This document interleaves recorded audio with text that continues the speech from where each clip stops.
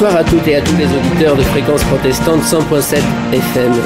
Faisant suite à la diffusion des 2 premières parties de cette série de 3 émissions consacrées au très beau livre du comédien Jean-Philippe Ancel, Une grande famille, publié aux éditions L'Harmattan, ainsi qu'à mon émission spéciale d'1 heure avec Serge Lama qui a été diffusée ce soir à 21h, j'aimerais, cher Jean-Philippe, vous demander d'évoquer pour notre émission de ce soir le spectacle Napoléon, écrit et interprété par Serge Lama sur une musique composée par Yves Gilbert et arrangée par Roger Loubet, dans une mise en scène de Jacques Rony.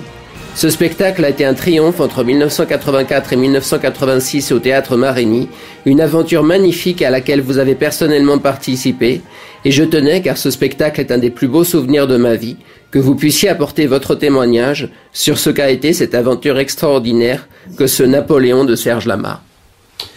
Bonsoir Nicolas, eh bien, merci de m'accueillir une nouvelle fois pour évoquer ces souvenirs. Oui, l'aventure Napoléon est une aventure exceptionnelle d'ailleurs. Jacques Rony, quand nous répétions la pièce, à la fin des répétitions, nous avait dit vous verrez plus tard, vous serez comme les grognards, quand on parlera de ce spectacle, vous direz vous-même j'y étais. Effectivement, il nous arrive de penser à ça en se disant c'est vrai que j'y étais. Ça a été une aventure d'autant plus extraordinaire qu'à l'époque la mode n'était pas trop à la comédie musicale, et d'ailleurs les directeurs de théâtre ne voulaient pas se lancer là-dedans. Ils considéraient qu'il n'y avait pas de public pour ça, qu'il n'y avait pas d'interprète pour ça, et il n'y avait surtout pas de producteur pour ça. Et il faut savoir quand même que Serge s'est beaucoup battu pour réussir à monter cette aventure lui-même. Il y avait mis non seulement de son énergie, mais également aussi de son argent. Il avait fallu attendre de voir si le disque, le double album qui était sorti avant, marcherait suffisamment pour générer du public. Et puis il a bénéficié de l'aide de son manager, qui était Eddie Marouani, qui a fait un boulot absolument ahurissant pour parvenir au succès auquel on est parvenu. Le spectacle était évidemment grandiose, des décors somptueux, une mise en scène inventive de Jacques Rony, car Jacques était un metteur en scène extrêmement pointu, intelligent, riche d'une grande richesse, très inventif. Il avait toujours des idées, même avec rien, mais des idées d'une grande originalité. C'était un plaisir de travailler avec lui. Et d'ailleurs, entre parenthèses, Jacques n'a pas eu la place qu'il méritait dans ce métier. Il a beaucoup joué, beaucoup mis en scène, il a eu une compagnie, mais il aurait mérité d'être un metteur en scène. Il en a souffert d'ailleurs de ne pas avoir la place qu'il méritait. Mais en tout cas, Serge a bien fait faire appel à lui pour coécrire le livret d'une part, et puis mettre en scène d'autre part, car il était vraiment l'homme de la situation. Il avait à la fois la culture et l'humour de ça, car le spectacle, pour ceux qui l'ont vu, c'était à la fois extrêmement émouvant, extrêmement drôle, oui. sans arrêt sur la corde raide entre la tristesse et la drôlerie. Oui. Et c'est peut-être ça qui était fantastique dans ce spectacle, entre autres. Voilà, c'est ça. Alors bon, pour les acteurs que nous étions, acteurs-chanteurs en ce qui me concerne, d'ailleurs moi j'avais été engagé non seulement comme acteur, comédien-chanteur, mais on m'avait sollicité aussi pour faire la direction musicale. Car à l'époque, je venais d'en faire une pour une émission de télévision. Et donc c'est moi qui avais un peu réglé tout ce qui était chœur derrière avec les autres comédiens qui chantaient dans le spectacle. Donc j'avais toutes ces fonctions et c'était un plaisir. Pour la petite histoire, j'avais 15 changements de costume. Et je ne sais combien de rôles. 15 rôles. 15 rôles, voilà, exactement. Chaque fois, on changeait de costume. Et ça, c'était le côté un peu frustrant, parce qu'en réalité, évidemment, c'était une galerie de portraits, il fallait changer... même sur un spectacle qui durait presque 3 heures, il y avait combien de 300 personnages, c'était considérable. Et il fallait, on pouvait pas s'apesantir sur un seul. Donc nos passages étaient quand même assez éphémères à chaque fois. On était, même si on jouait des personnages prestigieux et qu'on donnait la réplique à Serge et à Christine Delaroche, qui était formidable dans le rôle de Joséphine. Merveilleuse. D'ailleurs, j'avais le plaisir de, comme on dit dans le métier, de lever le torchon avec Christine. Vous chantiez un duo au début de la pièce, oui. Dis-moi jolie bergerette, ça commençait comme ça avec Christine et c'était un plaisir. Et alors, donc, le spectacle en lui-même était quand même un grand plaisir à jouer, mais les à côté aussi, parce que c'est comme ça marchait. Il faut savoir quand même que grâce à Eddie Marouani, qui était pendu au téléphone du matin au soir à Marigny, il avait réussi à vendre, on avait vendu 120 000 places avant la première. Alors que le spectacle avait été massacré par la presse, et ça a été un triomphe totalement inattendu et incroyable. C'est-à-dire, on était donc un bureau fermé pendant 6 mois, en permanence. C'était absolument extraordinaire. Et d'ailleurs, on aurait dû continuer, on a joué 2 ans, c'est-à-dire 550 fois, donc on a eu 550 000 spectateurs à Marigny de ce spectacle. Et on aurait pu continuer s'il n'y avait pas eu un malentendu avec la direction du théâtre, s'était engagé avec Robert Hossein pour prendre un spectacle derrière nous, pensant que Serge voulait arrêter, alors que c'était un malentendu. Serge avait parlé d'un autre projet, mais il n'avait jamais dit qu'il voulait arrêter Napoléon. On aurait pu repartir pour une 3e année, je crois qu'on aurait rempli 3 ans. Et puis, donc je parlais des à côté parce qu'il y avait une atmosphère extraordinaire dans la troupe. Serge organisait des fêtes à chaque 100e. Il était en même temps d'une grande générosité avec tout le monde. Il nous faisait des cadeaux à chaque fois. Enfin, c'était un grand souvenir.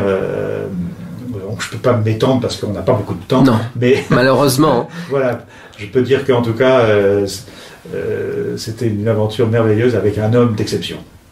Alors j'aimerais, pour terminer cette série, vous demander de lire un extrait de l'épilogue de votre livre, mais j'aimerais aussi dire encore une fois aux auditeurs à quel point j'ai apprécié ce livre, Une grande famille, aux éditions L'Harmattan.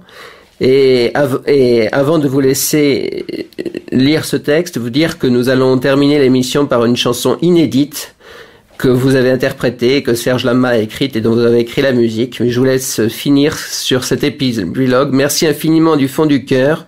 Bonsoir à toutes et à tous les auditeurs. Prenez soin de vous et très bon Noël à tous. Et c'est à vous, Jean-Philippe Ancel, maintenant. Merci beaucoup, Nicolas.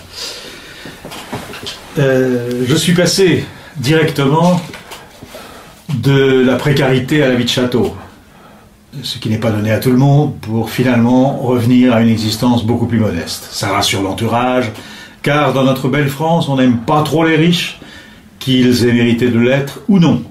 Ce qui n'empêche pas ceux qui les détestent le plus de tenter de le devenir sans effort en jouant au loto.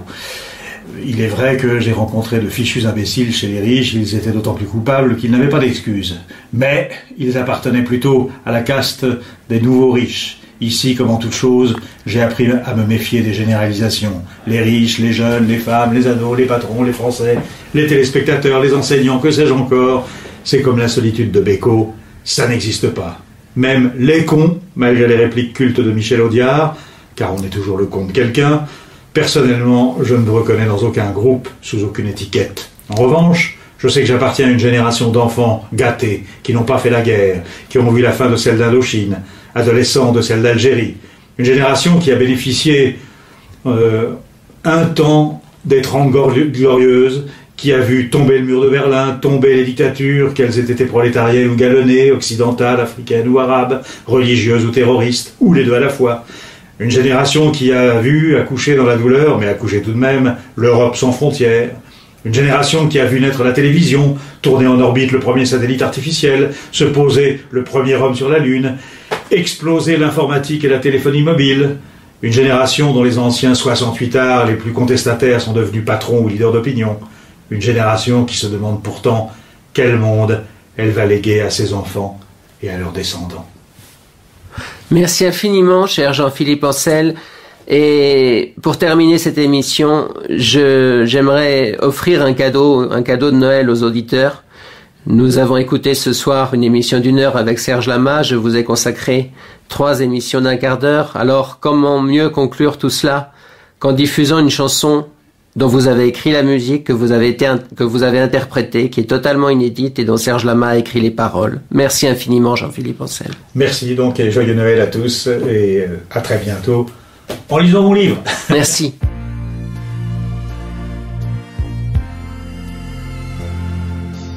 Parti ma quelqu'une vers une autre lune, parti son parfum vers l'autre quelqu'un, parti par avion vers l'autre non, moi j'ai la photo où il faisait beau, où la mer est d'huile, Trouville ou Deauville. Que fais-tu là-bas? J'ai gardé tes bas, il y a des hirondelles dans le ciel là-haut. Il y a des hirondelles, mais il fait pas beau. Paraît que les femmes ont aussi une âme, qu'elles ont décidé d'avoir des idées qui vont avec les avions. Parti vers quelle île, vers quel faux Brésil, vers quel aquarium avec ton vrai homme, vers quel samba?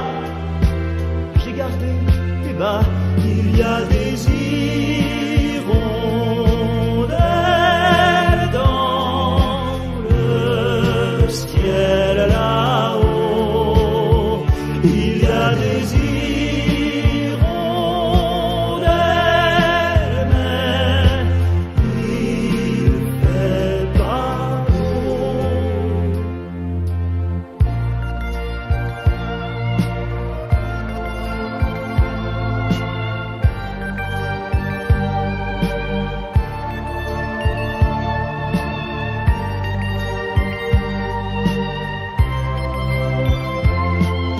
Souviens-toi quand même, y a quelqu'un qui t'aime au bout du grand lac. Y a un cœur qui craque, y a un cœur qui bat. J'ai gardé tes bas, il y a des hirondelles, mais le ciel est lourd. Il y a des hirondelles.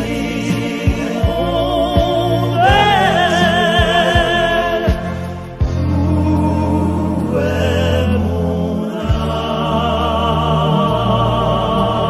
amour?